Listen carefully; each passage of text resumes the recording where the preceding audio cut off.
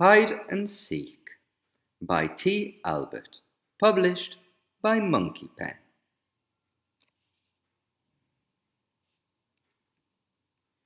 James, his sister Sally, and Mark, their best friend forever, were bored.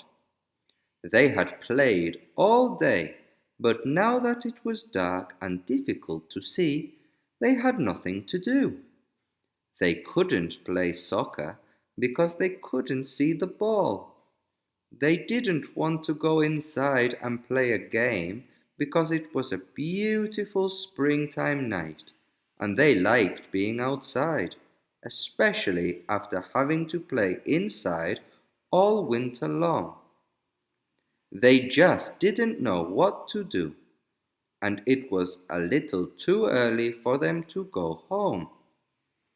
"I guess I'll just go home," Mark said in a sad voice. "Aw, come on," replied James. "We still have time for another game of something." Then Sally said, "I have an idea. Let's play hide and seek."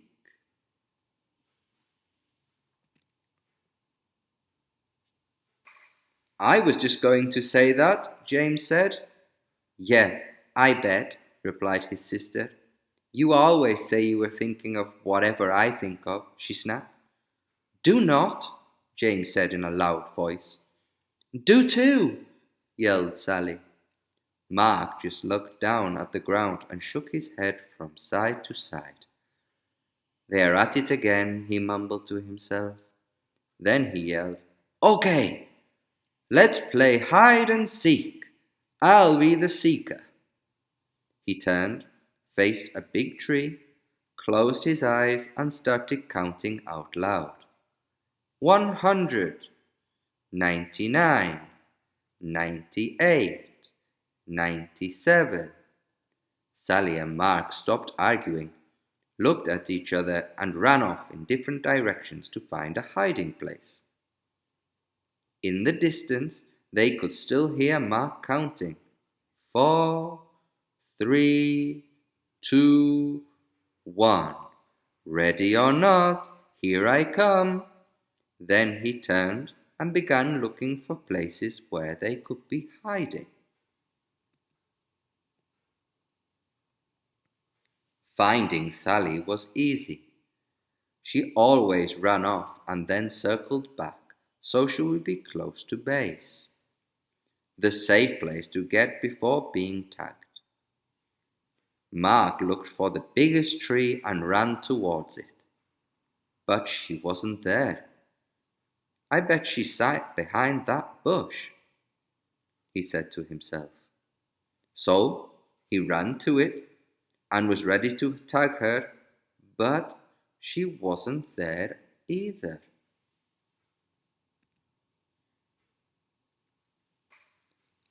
As he turned around, he saw James running towards base and darted after him. Just before he touched James's shoulder, James tagged the base and yelled out, "Safe!" "Did you get Sally yet?" James asked. "No," said Mark. "I haven't been able to find her, and it's getting late. We need to be heading home." So both of the boys yelled out, "Come on, Sally! Come on, Sally! It's late!" But there was no reply, not even a little snicker from somewhere in the darkness. They yelled again, "Come on out, Sally! It's late! It's late!" Still, there was no reply from Sally. They began to worry and started searching for her. As they walked around the area, they called out, "Sally, come on, we give up. You're safe."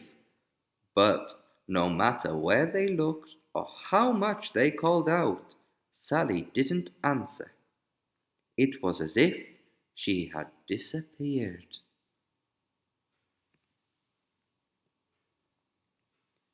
Sally was wondering what had happened. All she could remember was crawling under the big trunk of a fallen tree to hide. Now, as she looked up, she saw several stars through a small hole above her head. She had fallen into a hole where she crawled under the tree trunk. "Help!" she yelled, and heard her voice echo throughout what must have been a cave. "Help! Help! Help! Help!" "Did you hear that, James?" Mark said excitedly. "Sally just yelled for help." "Keep yelling, Sally!" James screamed. "That way we can find you." Sally heard her brother and kept screaming. After a short while the boys were standing next to the big tree trunk. "Hey, are you stuck under this tree?" asked James. "Kind of," Sally yelled. "When I crawled under to hide here, I fell into a cave. Please help me, I'm scared. It's dark and I can't get out."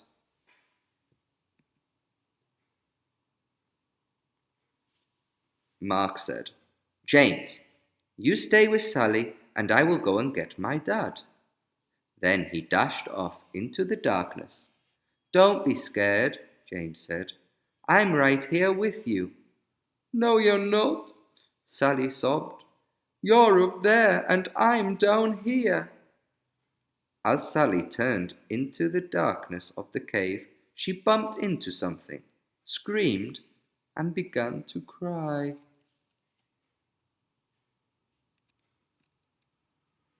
"What's wrong?" James yelled. "There's something down here with me," Sally replied in a shaky voice. Just then, Mark and his dad came running through the woods. Mark's father knelt down and asked Sally if she was okay. He could hear her crying and sobbing. "Sally, are you hurt?" he asked. "No," she said, "but I'm scared and there's something down here with me." "Stand back, Sally. I'm lowering a rope and I will be down with you in a second." Mark's dad tied the rope to the tree found under the hole in a tree trunk, wiggled a bit and lowered himself into the cave. Sally could see him coming down the rope and stopped crying. Not only was he there, but the cave became brighter from the beam of his flashlight as it danced across the cave walls and floor.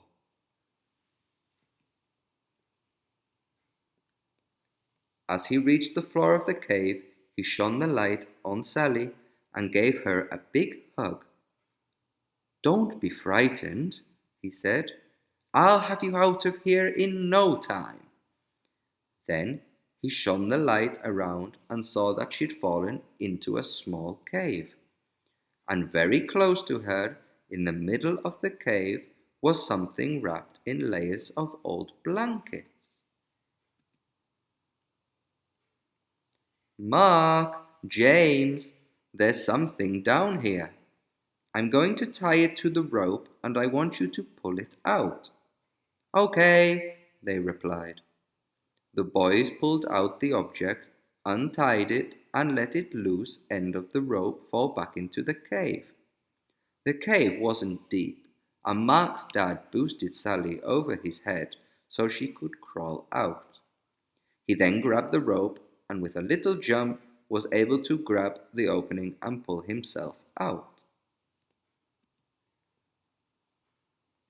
"Let's go back to my house for a cup of hot tea. I'll call your parents so they aren't worried, and we'll see what treasure Sally found," he said.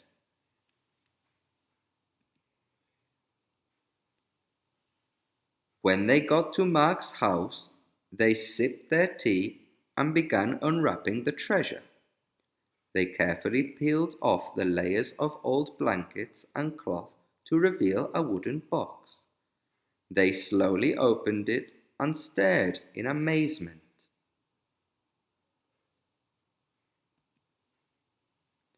"Oh my!"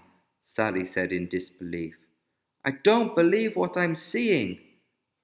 The boys and Mark's father just stared. Inside the box were jewels of every color you could imagine. There were diamonds, rubies, sapphires, and emeralds of all shapes and sizes. Intermixed, they could see several gold coins and strands of pearls. "We're rich!" the boy screamed. "Not quite," interrupted Mark's father.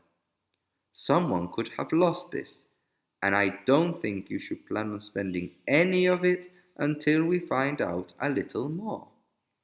Besides, Sally found it." "I'll share it," Sally said happily. "That's nice, Sally," replied Mark's dad. "But the right thing to do is contact the authorities." The next day, the four of them and Sally's mother drove to the police station, explained what had happened, and gave the treasure to the police to hold while they conducted their investigation. They left the police sadly, and even double-dipped ice cream cones Mark's father bought for them didn't make them smile. They drove back in silence.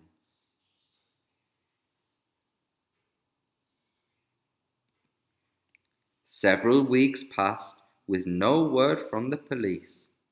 Then, one evening, Mark's father called James, Sally, and their parents. "The police just called, and I think you should come over right now," he said. "I'm afraid there's some bad news about the treasure. The police are on their way and will explain everything when you get here." Sally and James didn't say much during the ride to Mark's house.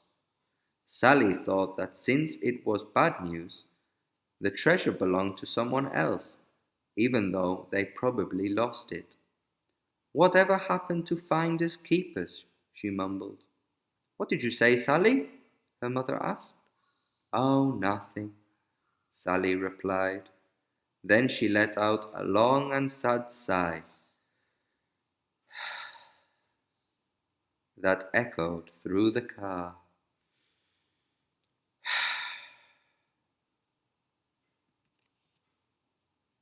When they arrived at Mark's house, the police were there with the treasure box. As Sally entered, the captain introduced himself and said, "Sally, this is yours. Your parents need to sign some papers, but the box and its contents are yours." Sally, Mark, James screamed with joy and danced around the room. Then Sally said, "What's the bad news?" The captain smiled and said, "The treasure is worth more money than you can imagine, and with your newfound wealth comes great responsibility." Sally didn't quite understand what the captain was talking about, and right now it didn't really matter. Mark asked, "Are you going to share?" "Of course," Sally said. "If you and James didn't help me, I might still be there." Several days later, Sally asked everyone over to her house. "I have decided what to do with the money and the treasure after it's sold," she said. "I am giving 1/6 to our mum and dad, 1/6 to Mark's mum and dad, 1/6 to Mark, 1/6 to James, and 1/6 for me." "There's an extra 1/6, Mark proudly stated. He loved math, and was right on top of Sally's calculations. "No, there's not," Sally said. "Is too," James said. "Is not," Sally said in an angered voice. Just as Mark was going to say, "They're at it again," Sally said. "This is why there isn't an extra 1/6. I'm giving it to the church, so it can be given to those less fortunate and in need." Her mother and father said, It was a caring and responsible thing to do. They were very proud of her, and knew that she understood what the captain meant when she had turned the treasure over to her just days before. The end.